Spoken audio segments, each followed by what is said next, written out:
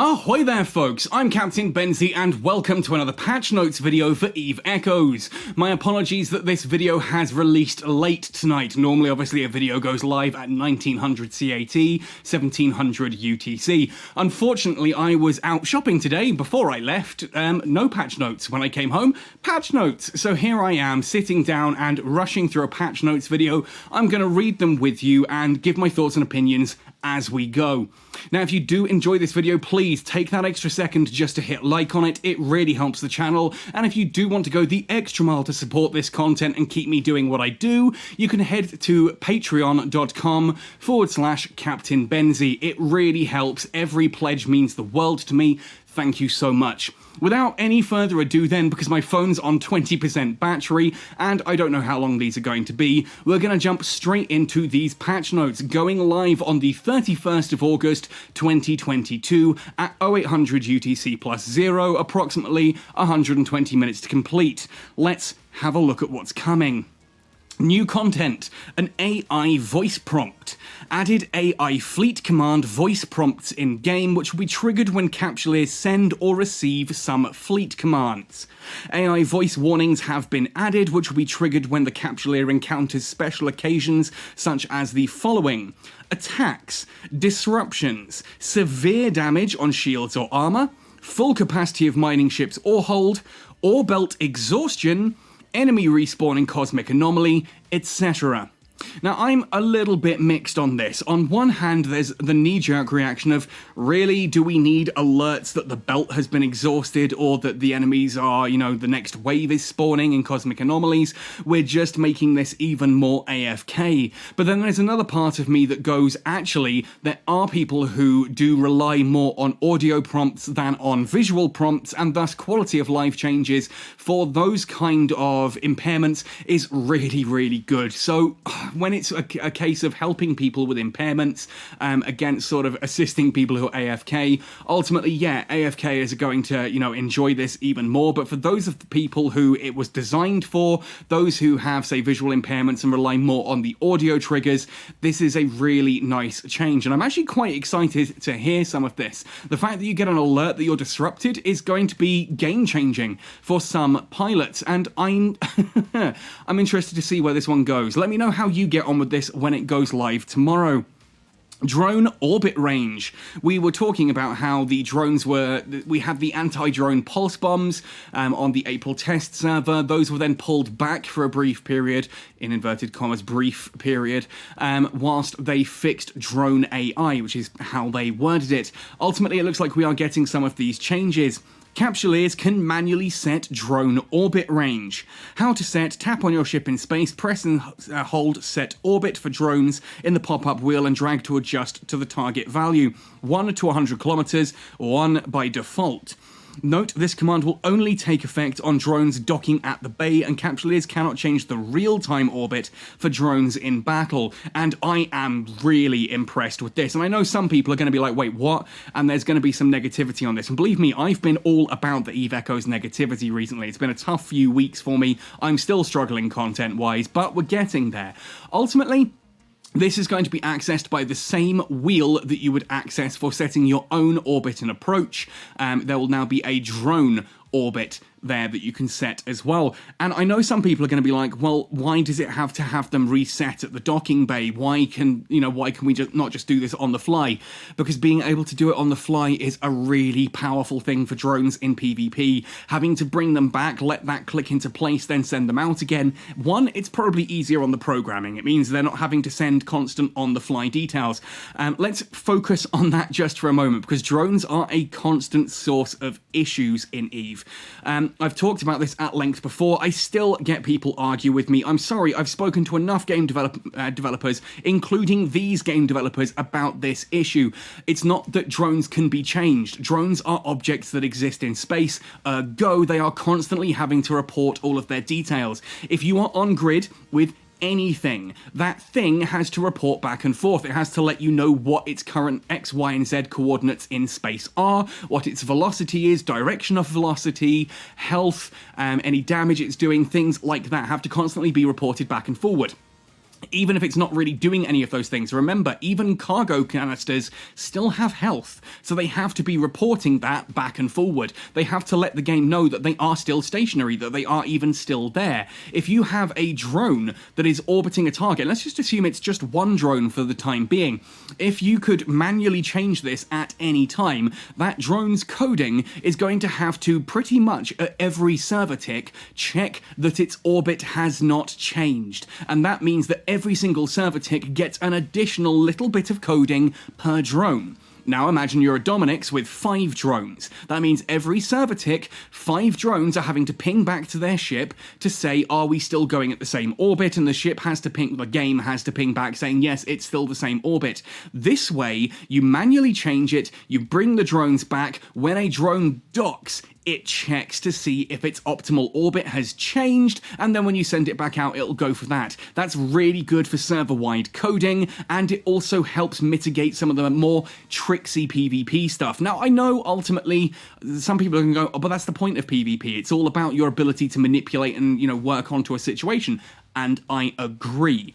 I kind of get the point that on one hand, having it on the fly would be interesting for PvP, but I don't think it adds all that much when we come down to it, but compared to the load that it would put on the server. So for me, that is a really, really nice change. I love this. I do fly a lot of drone ships at the moment. It's going to be nice to be able to set their default orbit, which will allow you to hit faster targets a little bit easier and modulate depending on the particular drones you're using. That's a surprisingly big change to be just dropped into the middle of the patch notes with very little explanation. Looking forward to that one. List feature update. Added dismantle feature to the list, which can convert items into blueprints and manufacture materials. If you're using the list feature, which is a really cool feature, especially for industrialists, then this is a nice little change that allows you to actually do stuff without having to close the list. You can just sit there and go, right, well, I want to make this particular ship. I've got most of the parts, but I can now actually just kind of go boom, and it will make the blueprint and then start the process from there. That's cool. I like this kind of stuff. It's quality of life changes that help players out. All for that, and it doesn't negatively affect the game in any other way, which is a key point, because I've had a lot of people comment recently, especially with my video on how to fix shuttles and why interceptors still need some nerfing, in inverted commas.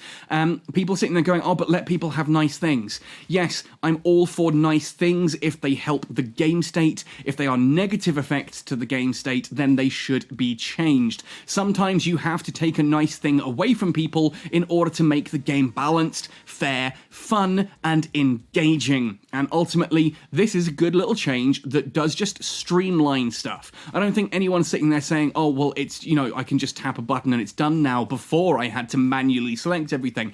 That's not interesting gameplay. So this streamlines it, and I'm all for that. New event, Faction Wargames improvement, and I hear half of the server go absolutely ape in the background there. When the Capsuleer enters the Ultimate Showdown battlefield, saved module stacking profiles in the main universe will be displayed at the bottom right. This means when you go into an arena now, it will actually remember how your modules were positioned, which ones were stacked, which were unstacked. It's an excellent quality of life change that means you don't spend the first 10-20 seconds of a battle frantically trying to stack your modules whilst still also trying to activate them and get everything set up to a position where you feel comfortable actually flying it. A big part of PvP, genuinely, it's a not often spoken about part. I don't do much PvP, but I have done historically. A lot of it is just muscle memory. You get to a point where you know what to do in a certain situation, and if that means that you suddenly go to tap something and it's not in the right position, or something else is in its place, that causes complications. Having a comfortable setup is important. It's like, I guess, kind of going to Daigo or one of these top-level Street Fighter players, taking away his fight stick and giving him a slightly smaller or slightly larger one, or one that is exactly the same size, but the buttons are moved around into different positions. The muscle memory's there, and he's going to be trying to tap certain inputs, but he's going to be hitting the wrong buttons, So this is a really cool change. It's something that was asked for in a developer Q&A recently, so, well, as many gripes as I have with the Eve Echoes team currently, it shows, absolutely shows categorically, and if you're listening to this video, this is the point where you need to sit down and shut up briefly. It shows that the devs do occasionally listen. When they suggest stuff in dev Q&As, they take it on board and they implement it. Perfect example right here. Excellent change. Tailless Fox talked about this 2 weeks ago. 2 weeks is all it took to get this into the game. Excellent change. Happy about that.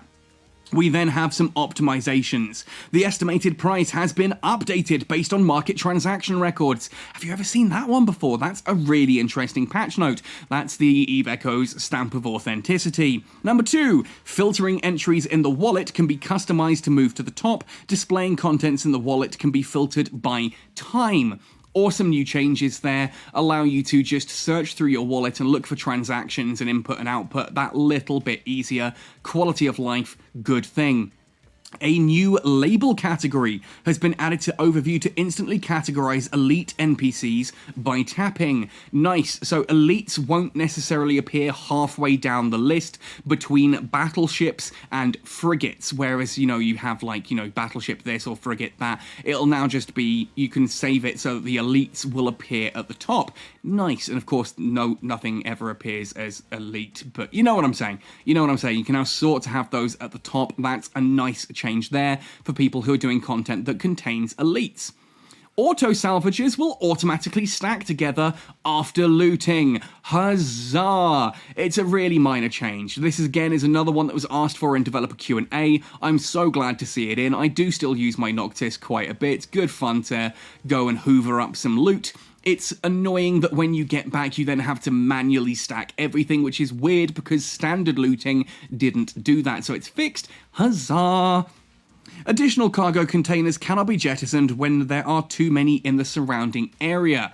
Nice. This is a nice little PvP fix that means that you can't just keep dumping cargo containers into space to cause your opponents to lag out. Cargo containers, though, are an interesting mechanic.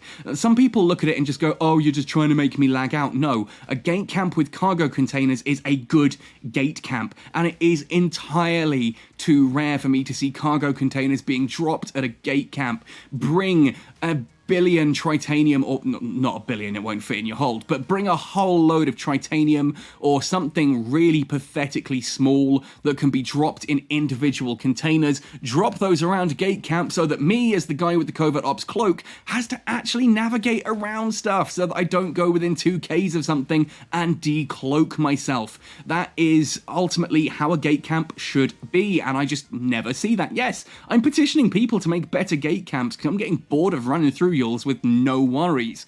Ultimately, though, it does mean that if there are too many cargo containers in the surrounding area, you can't drop more, which is a way just to stop that exploit of getting an entire fleet of ships to drop cargo containers in the hopes that the enemy lags out.